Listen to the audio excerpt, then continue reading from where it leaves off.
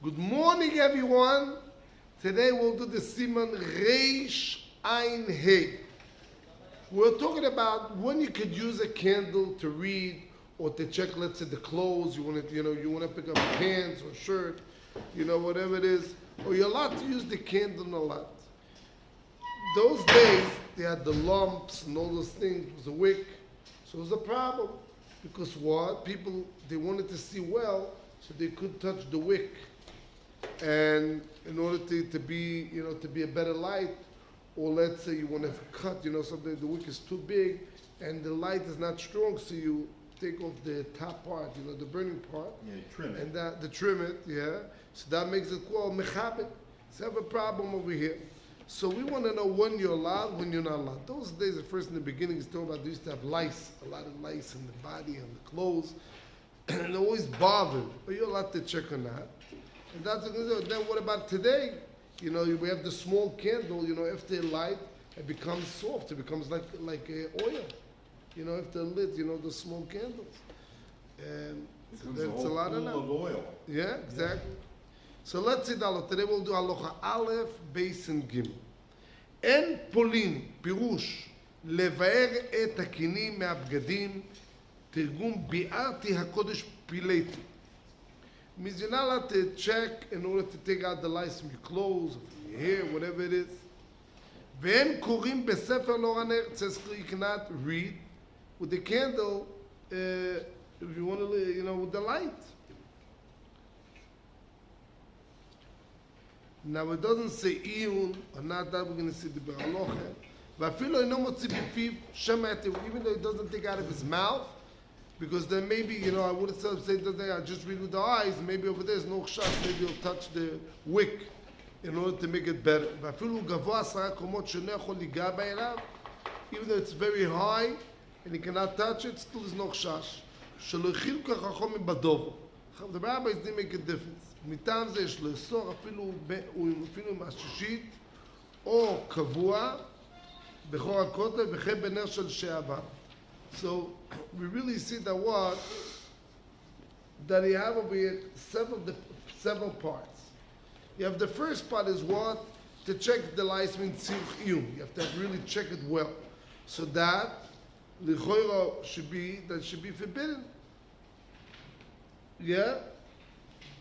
Because what? Because just maybe because he has to look very well, he'll touch it and he will the wick and everything, and in order to be lit well. Same thing says, what about checking the tzitzis, It's also the same thing. You have to check if the right numbers, it's tied up right. The place people have an argument, yeah. What is considered iyun rab, what it's not, that's the whole bir halacha. What is considered a little bit iyun, a little bit less, what is that considered? So the bir halacha has all this, whole malach, what happens if you have big letters? So basically the bir halacha says, what is the solution? You put a sign, and then for sure it reminds you, or you do it tied up if it's cases like that. Yeah? What about reading from a book? Same thing. Even though it should be also, even in the day you're not allowed to read, because in a room that is a little bit dark, because the chash again, it doesn't see well, so it'll touch the light in order to be good. Even if it's high, that you can't touch it. Also, the candles of today, so the small ones becomes like oil, so that the should be forbidden. Right. It's the same thing. But if it was, years ago, we used to have a candle, the big candles that it stands. Over there, I think it'll be all right. Because over there is no shash, not of hataya and not lemucham. You don't touch, you don't make it, to cut the top in order to be lighting better. And also what? There's no shash of hataya. Why? Okay, there's no shash of hataya because you can't touch the candle. But the small candles that becomes liquid, after that, would have the metal below it, then the choyer should be also. Because then it's the maybe yateh.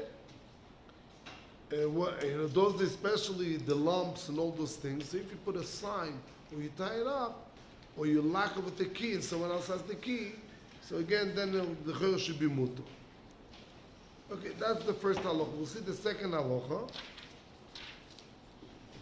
V'dafka echad, only one person. then it will chashash, maybe he'll touch it. Aval shnei anashim korim biyachad, but if you have two people, so each one will remind the other one, then it won't be the chashash. Shim bayachod lahat, the spirus lahat nekedi shiga Hashemen, shiga Hashemen laptilo, yaskir mechaber, his friend will remind him. V'hu shekor bin anechot. Says the mechaber is a condition that only if they read more than one inyan. She'az hashgiach echod, kama במה שהיה צריך חברו, אבל בשני עניונים לא. הגוי וישרים בשני ספורים ואפילו בענייני חוד אוסו. ולכן אסור לומר פיוטים ביום טוב, שיכול להיות בשבס בבית הכנסת, וכן נהג.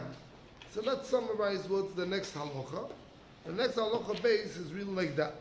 If you have two people reading one topic in front of the candle with one book, then for sure is no problem. But if they have two inyonim, so then it's forbidden because each one is busy in his own, even though it's one book. But if both are reading in two books, this is the machlokes, the mechaber and the ramo. According to the mechaber, will be muto, according to the ramo, will be also. Now, let's see the next halacha. Halacha gim v'imish acherimoy, says this is the yesoy.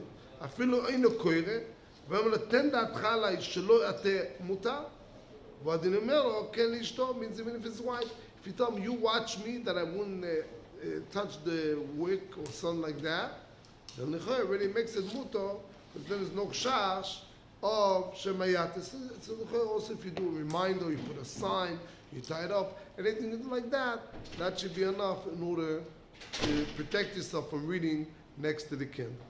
I want to wish everyone a good day today. Tomorrow, Hashem will talk about the choshu. Then anyhow, he doesn't touch. If you could be saying mechadar or not. Okay.